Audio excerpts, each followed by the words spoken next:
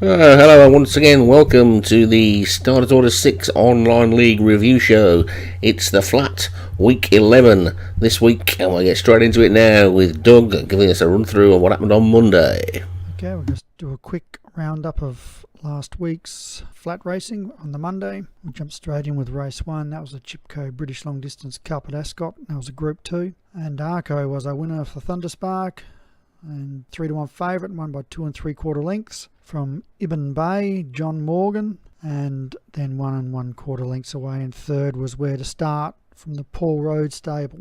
Fourth, Sometime Never, and fifth was Stardust Orphan. Race 2 was the Chipco British Champion Sprint Stakes at Ascot. It was a Group 2, and Thunderspark put two together with Zesteria, and that was a 15-8 favourite, and it won by half length from Take Charge Brandy from the Paul Road stable, and Frankel Caviar Peter Kale ran third, and that was 1.5 away. Fourth was Silver Wizard, and fifth was Indiana Rhythm. Race 3 was the Chipco Champions Fillies Stakes at Ascot. That was the Group 1, and Darren Thompson was able to wiggle his way into the winner's enclosure with his horse that I can't pronounce. It was a good win, won by half. It was 28-1.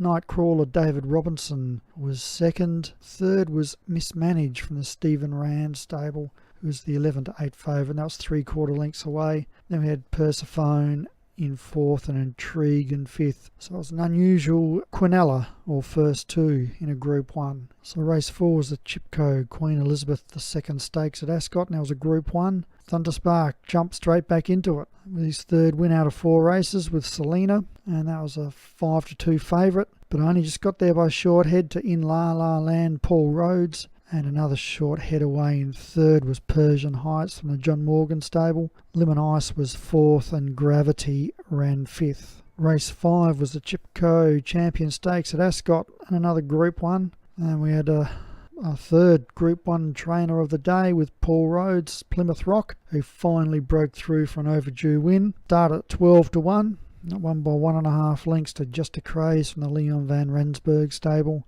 And then 3/4 away in third was Zuata from the Darren Thompson stable. Sant was fourth, and Key Solution ran fifth. Well, the 6th race was the Chipco Future Stars Handicap at Ascot, and it was a 0-110. Iwan Pilgrimage, Vinnie Gerard got up and just got up. It was 66-1, and it won by a short head. Alder's End, James Folis, and then 1/4 away in third spot was Broadband Rod McClure. Fourth was Galadriel Kingscote, and fifth was Northern Hero. Race 7 was the BMW Cornwallis Stakes at Ascot, and it was a Group 3. Paul Rhodes saluted the judge with Hidden Speed. It got up at 14-1. It won by half to Last Ride, Leon Van Rensburg, and 1.25 away in third was The Mystic for David Robinson. Fourth was Beldust, and fifth was Gregan. Race 8 was the Grosvenor Casinos Lodge Stakes at Ascot, and it was a Group 3. And Champers Stephen Rand broke through for a group race, and it started 18-1. Only just got there on a very exciting finish. It won by a head to Little Sprocket, Thunderspark, and then a head away in third was Sans Monduic, Darren Thompson. Fourth was Calypso King, and fifth was Scorching Sun. Race 9 was the Qatar Prix-Chardonnay Stakes at Longchamp. That was a Group 2, and Briefcase Full of Dollars Paul Rhodes got up, and it was 11-2, and it won by 2.5 lengths to Everworm Thunderspark, and then a halfway in third was Shoot Stephen Rand. Fourth was Snurge, and fifth was Prime Number.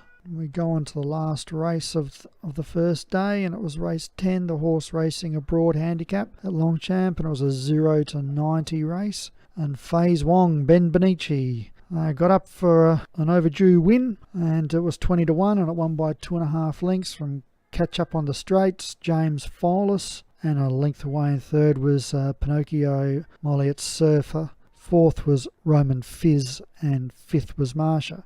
Okay, that was the wrap-up of the first day of week 11, and we'll catch you next week. So on to Tuesday then, and the first race at Doncaster was the Download Racing Post Handicap, and the winner of this race was Cliff, who'd been given that unfortunate rod the week before, of course, where the jockey dropped his hands and defeat was snatched from the jaws of victory, but it didn't go wrong this week, and Cliff got up by a short head to beat Corkovo for Martin Cairns.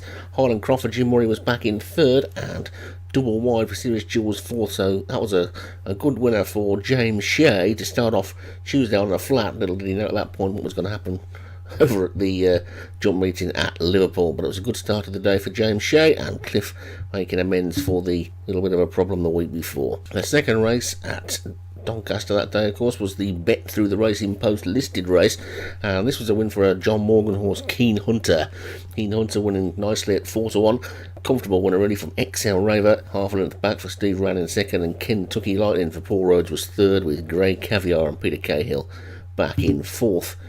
Then the big Group 1 race, the Racing Post Trophy, was a really good race. It looked like it was going to be a really good race right from the off, and Stella Artois at a strong pace but couldn't quite sustain it, and that one's winning run came to an end with James Shea again with Ganges. What a week for him, Group 1 and the Grand National. So that was pretty special, and Mylena for Thunderspark ran a good race in second. That one ran on its own a long way, so I think you can safely say that one is probably a little bit better than second place looks in. That With It for Serious Chill came third, and he must be pleased to get a place in a Group 1 race.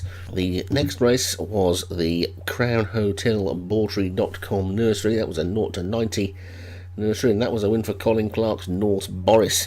With 3/4 of a length from Compton Mask for Stu Gray in second, and Need for Speed, Joshua Sutherland back in third. Joshua Sutherland's got a little bit of place-itis at the moment. He's getting a lot of his horses placed. The race after that was a little trip to Newcastle, and the Coral Bookmakers Leg 4, 0-85 this time, and Morpeth Best was the winner at 13-2 by 3/4 of a length from Play the Game Martin Cairns in second, and Rod McClure, who's having a good run, was third with Incubus.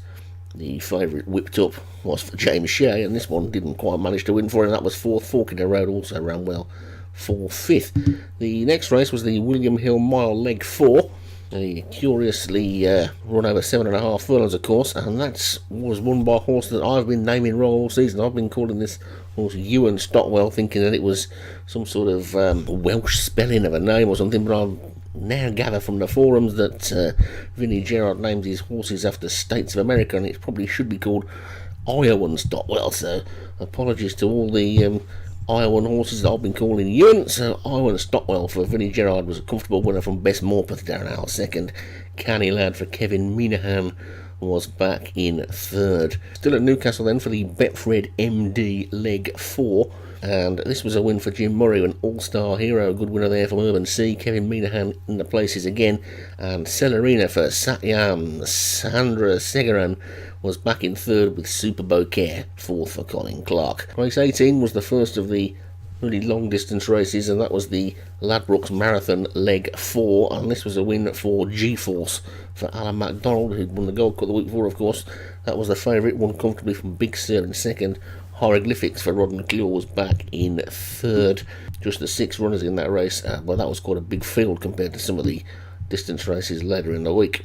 The race after that, in fact, was the Bet Victor Extreme Leg 4, and this was the first of the really small fields, and this one only had 3, and that was a win for Cranworth Boris, the odds-on favourite, beating Anne Boylin and Light Kings back in third.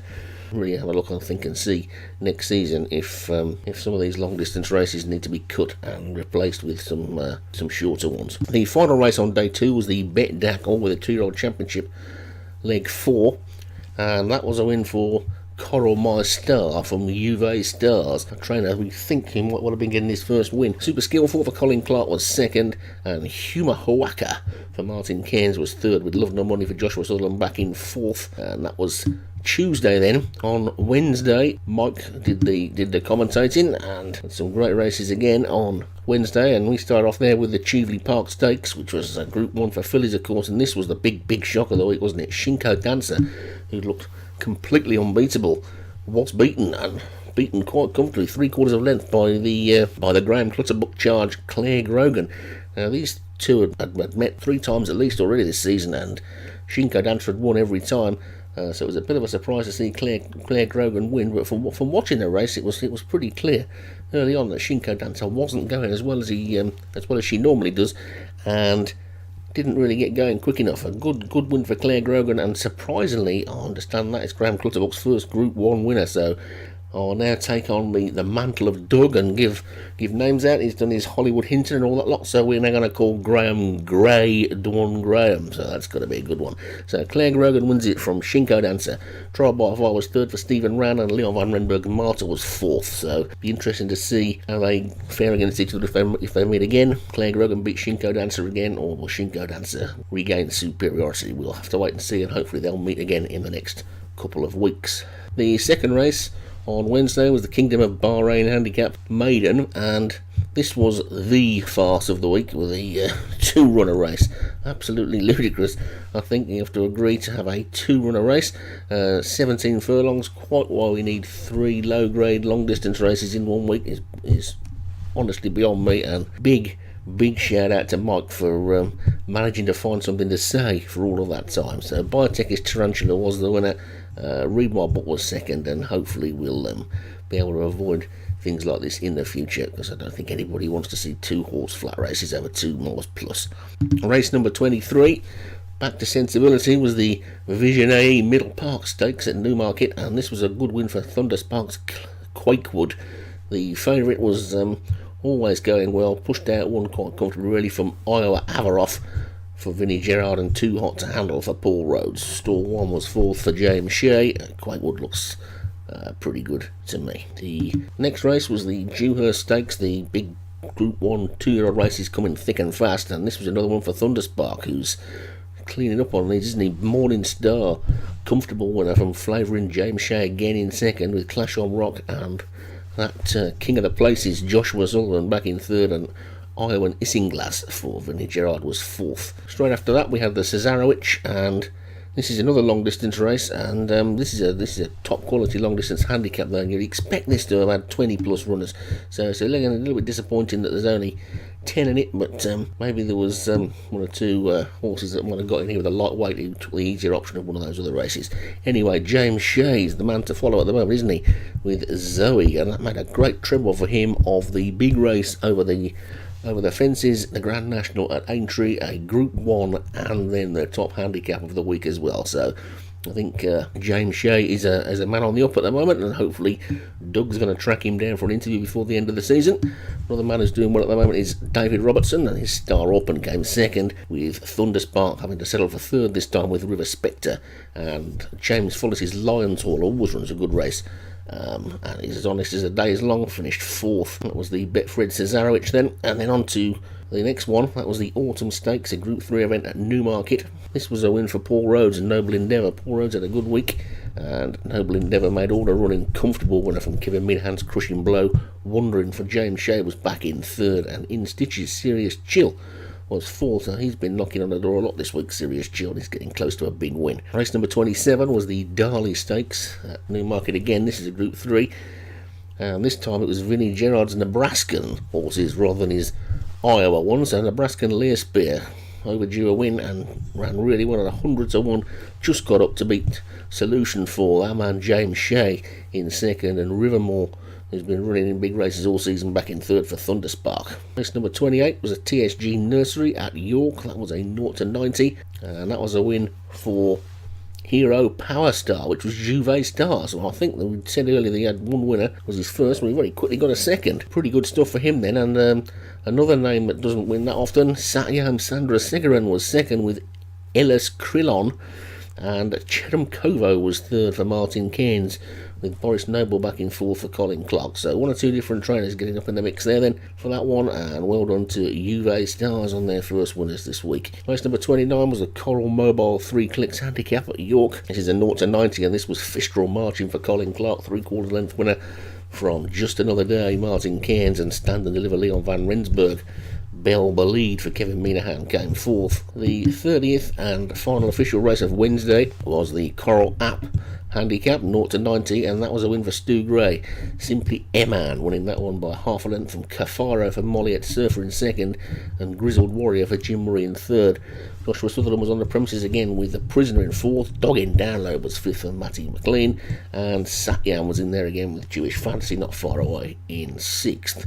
That took us to the two bonus races then for this week. The first one was the Yorkshire Tea Maiden Stakes at York, and that was won by Sweet Child. Stephen Rann, the favourite, getting up to beat Nagaland by a quarter of a length, with at Kingscote third and Arizona Sister fourth. So Vinnie Gerard's obviously ran out of Iowa and Nebraska ones, and he's now on to Arizona, so see how he goes with them. Processing for Peter Cahill was fifth. The second bonus race and the final race of the week, on a week where the flat played second fiddle, of course, to the Grand National. It was Vinnie Gerard again with Iowan Magic of Life this time, and that one won really well at 50-1 from 3/4 of a length. By 3/4 of a length from pitch one. Stu Gray second, and Satyam was up there again in third with Polar Bear. Shipwreck Boy for Jim Murray was fourth, and Access Denied for Joshua Sutherland was fifth. So that was the week then. Flat racing played second fiddle a bit this week, but next week it'll be right back up there in the van again with the Breeders' Cup and some great meetings coming up as well. I think we've got Tim back on a commentary as well next week, and that should be good. Congratulations to Graham Clutterbuck on his first Group 1 win, and we'll see you all next time. Plymouth Rock just in front at the furlong. Sant takes over, pokes the neck in front. It's Sant and Plymouth Rock, and here comes Key Solution and Just a Craze.